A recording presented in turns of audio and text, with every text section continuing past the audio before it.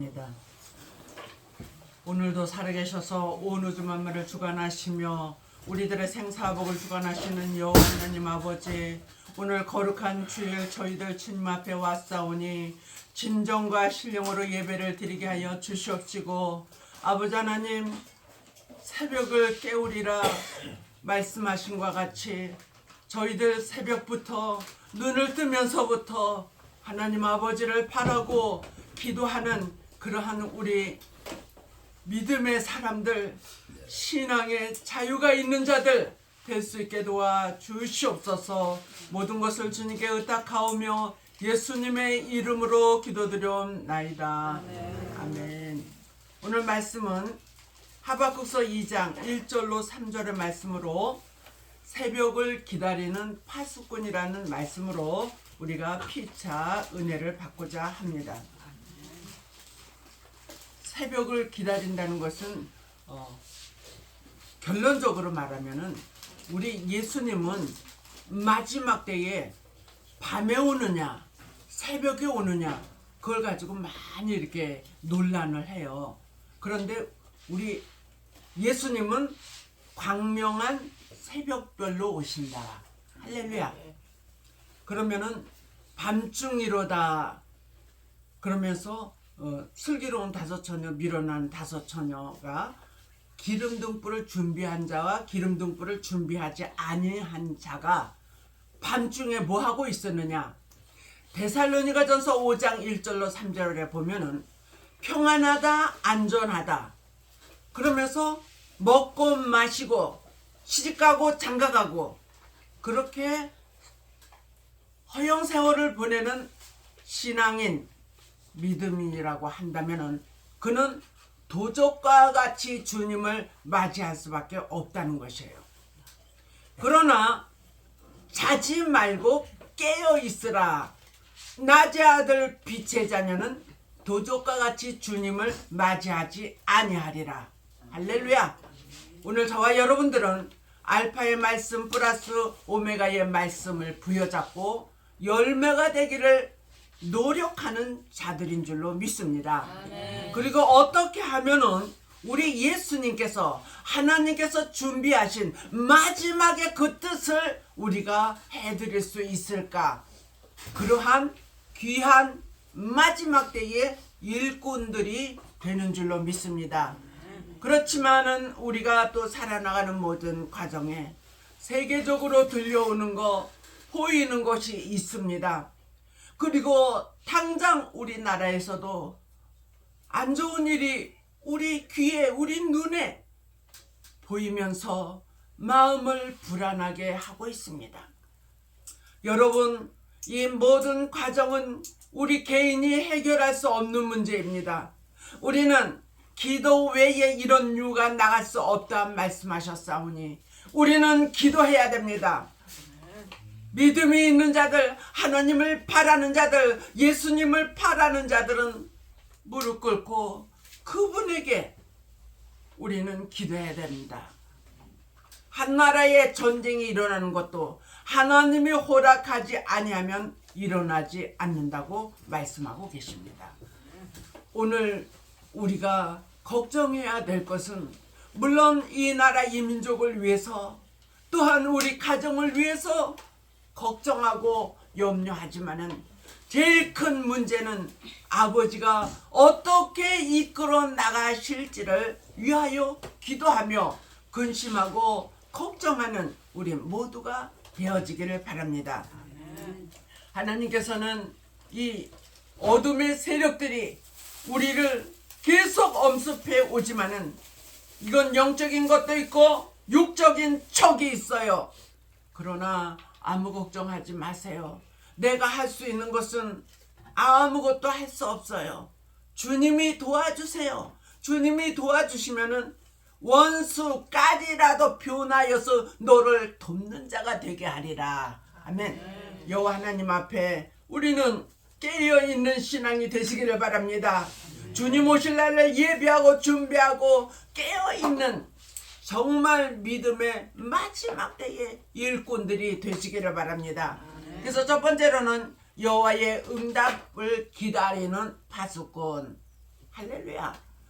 어떤 사람에게는 기도할 때에 그 문제가 금방 해결되는 사람이 있어요. 또 어느 정도 기다렸다가 해결되는 사람이 있어요.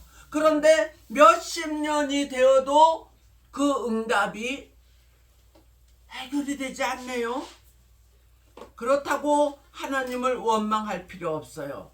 하나님은 알아서 네가 지금 당장 그것이 응답되지 않아도 나중에 내가 때가 되면은 응답하여 주리라. 그래서 이제 그걸 쉽게 해준 것은 이스라엘인이 430년 동안 애굽에서 종살이를 했어요. 너무나 고통스러울 때 그들은 하나님 앞에 울부짖었어요. 그랬을 때 430년 만에 그 애굽에서 모세를 통하여 이끌어내는 그러한 과정을 우리는 많이 듣고 또 영화로도 보았습니다. 그 다음에 바벨론에 끌려가는 일도 70년이 차야지만 하나님께서 해결을 해주신다는 거예요. 우리가 잘못을 함으로 인하여서 애굽에도 또 바벨론에도 끌려갔는데 제일 큰 원인은 무엇이냐면은 하나님을 믿지 않았다는 거예요. 우리 지금 눈에 보이는 사신 우상을 섬겼다는 거예요. 그래서 하나님은 화가 나셨어요. 얼마나 화가 나면은 그런 일을 할 수밖에 없었을까?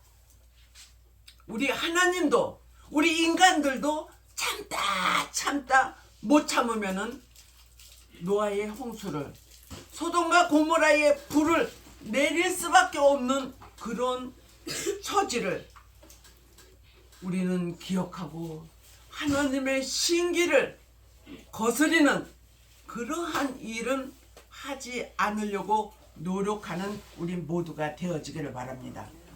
누구나 소원이 있어요. 그럴 때에 하나님께서는 꿈으로 보여주셨어요.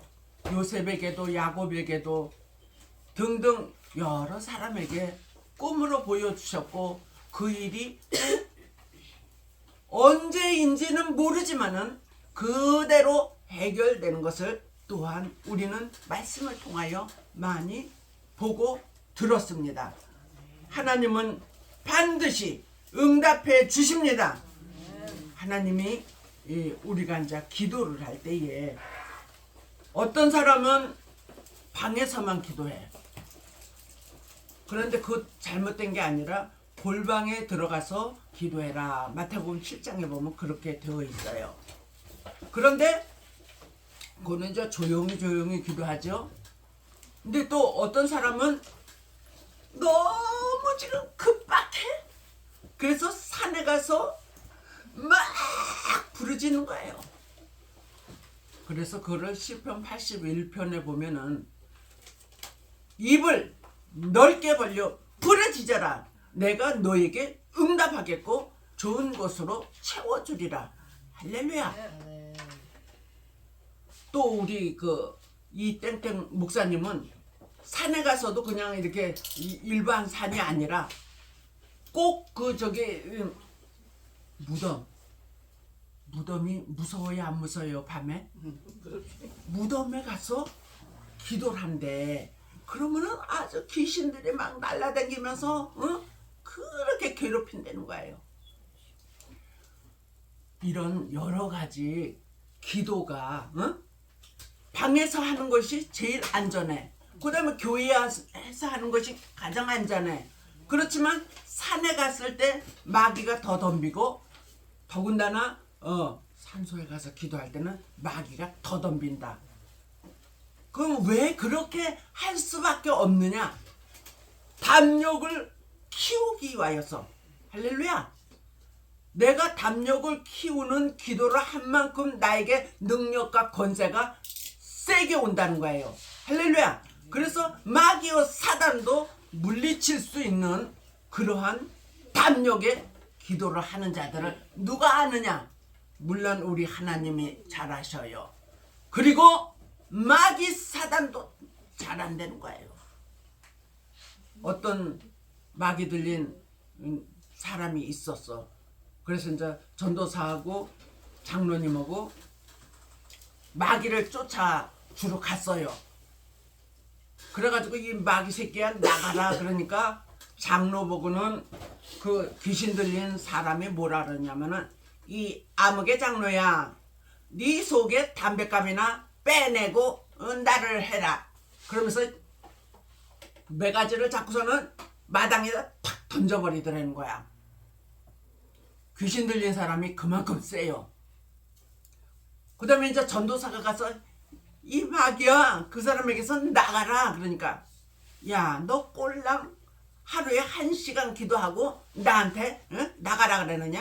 예이 그러면서 또 매가지를 잡아가지고 탁 던져버리더라는 거예요. 마귀가 우리의 말씀이 얼마나 많이 담겨져 있는지, 기도를 얼마나 하고 있는지, 하나님과 얼마만큼 동행하고 있는지 안다 모른다? 안다. 이제부터는 사람을 의지했다면은 하나님을 의지하시고 기도하는 무릎들이 되실 때에 하나님께서는 기도하는 자에게 반드시 응답을 주실 줄로 믿습니다. 그 다음에 묵시를 바라보는 파수꾼이 되라 그랬어요. 묵시는 예언의 말씀을 말하고 있어요. 아직 이루어지지 아니한 묵시, 예언의 말씀. 근데 이제 이사야서부터 말라기까지 함축해 보면은 예수님의 초림의 주로 오신다는 것과 재림의 주로 오신다는 것이 되어 있어요.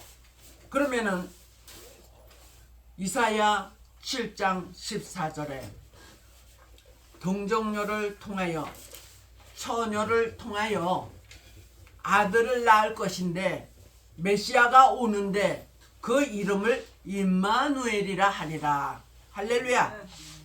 메시아 그분은 임마누엘이라는 거예요. 그런데 그분이 이제 곧 탄생할 때가 되었죠.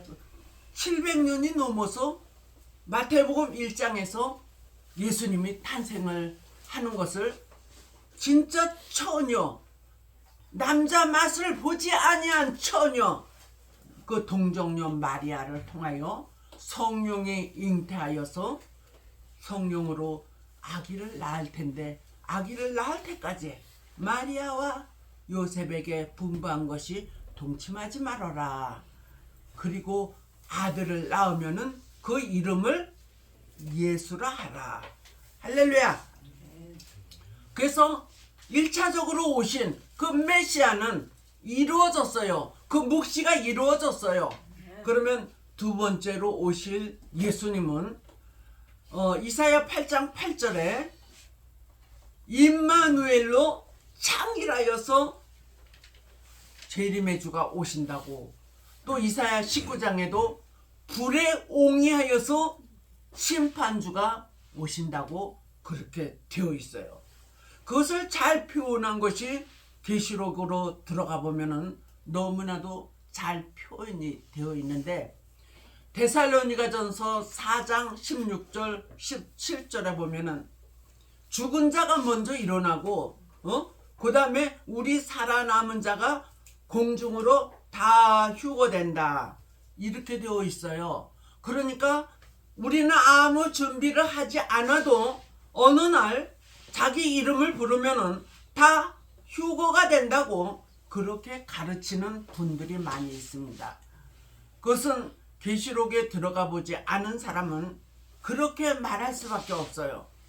그러나 계시록 11장 5절과 12장 5절인가 보면은 들림 받는 자가 따로 있다는 것이에요.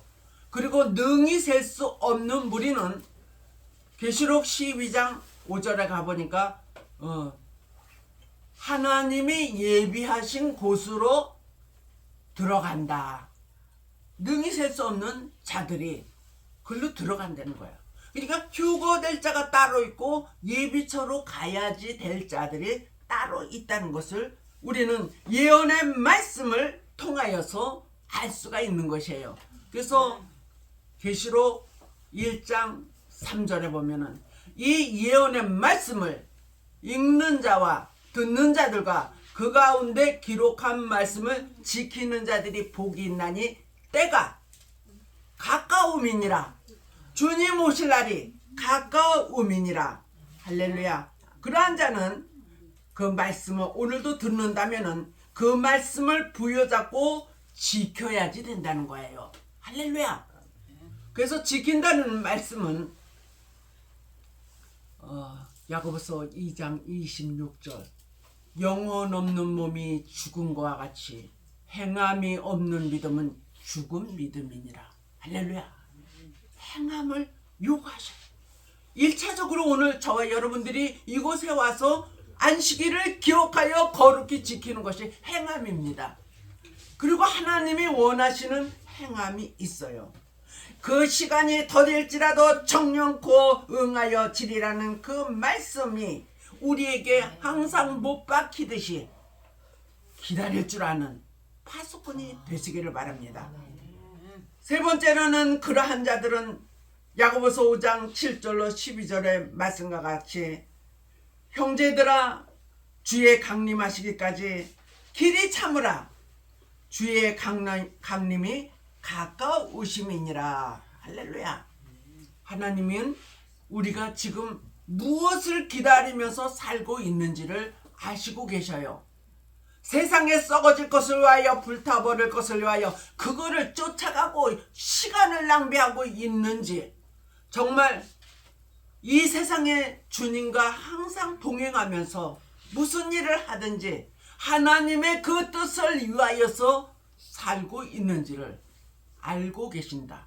할렐루야. 그래서 내 영혼이 항상 주님과 동행하는 거예요. 그런데 영혼 없는 몸이라는 것은 주님의 생각과는 나는 아무 상관도 없어 그러면서 살아가는 자들을 말하고 있는 것입니다.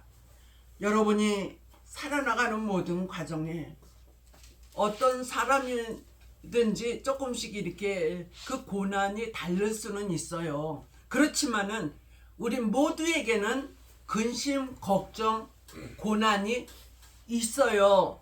그것 때문에 우리는 기도할 수가 있는 거예요. 등 따시고 먹고 마시고 모든 것이 자유로우면은 기도할 내용이 없어지는 거예요.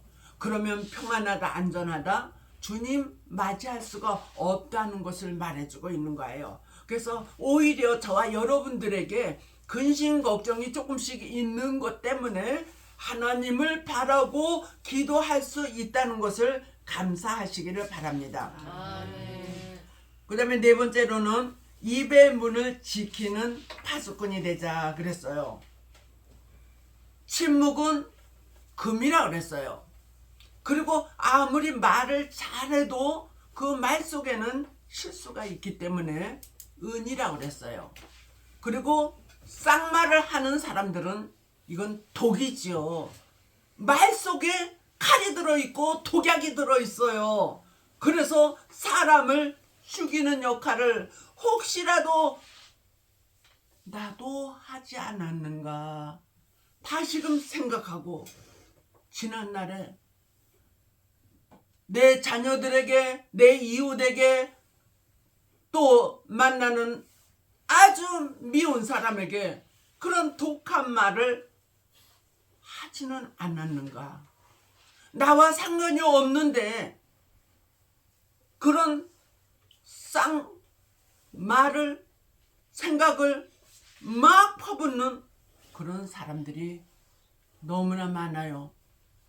특히 요즘에 입의 문을 닫아요. 입의 문을 닫고 하나님 앞에 기도하시기를 바랍니다. 우리 하나님이 인내하는 자, 분명코 입의 문을 닫고 기다리는 자들인 줄로 믿습니다. 때로는 너무나 상처를 많이 받아서 헐뜯는 말을 많이 받아서 내가 막 말을 하고 싶지만은 그런다고 해서 해결되는 일이 아니에요. 우리는 조용히 무릎 꿇고 하나님께 기도하는 입의 문을 닫으시기를 바랍니다. 마지막으로 5번째, 자는 사람을 깨우는 파수꾼. 스가랴 4장 1절에 보니까 천사가 와서 나를 발로 차는 것과 같이 번쩍 정신이 깨어났다고 그래요. 오늘 정신이 바짝 깨어나는 우리 모두 파수꾼이 되기를 바랍니다. 하나님은 우리 주변에 내가 깨워야 될 사람들이 있다는 거예요. 오늘 우리 희성이가 나오질 않았죠.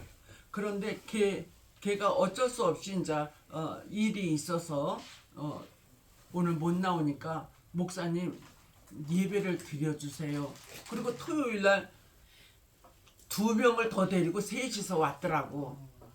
그래서 이제 밑에 내려가가지고 걔네들한테 먹을 것도 이제 주고, 그러고서는 간절히 정말 그 아이들에게 예배를 드렸어요. 그리고 너희들이 성공하기 위해서는 하나님이 너희들을 도와줘야 돼. 그리고 너희들의 소원을 한번 말해봐라. 그랬더니 한 애는 나는 돈이 많아가지고 일을 안 해도 먹고 살 수 있으면 좋겠어요. 그런 애가 있고, 한 애는 내가 앞으로 공부 잘해가지고 좋은 직장에 들어가서 잘 살았으면 좋겠어요. 그리고 좀 화목한 가정이 됐으면 좋겠어요. 그 부모가 화목하지 않았다는 거를 내포하는 거잖아요. 희성이는 그랬더니 희성이는 저는 그냥 공부 잘하고요, 하나님 잘 믿어가지고요, 하나님이 나에게 축복 주는 거 가지고 살 거예요. 할렐루야. 그래서 이제 솔로몬에게 하나님이 주신 그 말씀을, 솔로몬이도 예수님하고는 이제 저기지만은 엄마 아버지 옆에서 항상 예배 드리는 것에 관심을 가지고 지켜봤으니까 그 많은 아들들을 놔두고 그 솔로몬이를 왕위에다 앉혔다.